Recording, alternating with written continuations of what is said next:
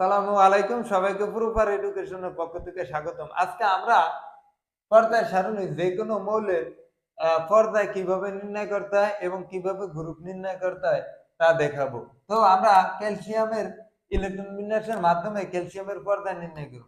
অর্থাৎ কোন মৌলের সর্বশেষ সর্বশেষ মানে ইলেকট্রন বিন্যাসের সর্বশেষ যেই তোমার প্রধান কোয়ান্টাম সংখ্যা ওইটা হলো কি ওই মৌলের পর্যায়। এখন ক্যালসিয়ামের সর্বশেষ কোয়ান্টাম সংখ্যা বা শক্তি স্তর হলো কত? 4। কত? 4। তাই এর পর্যায় কত? 4। পর্যায় 4। এখন দেখা গেছে তোমার গ্রুপ কত?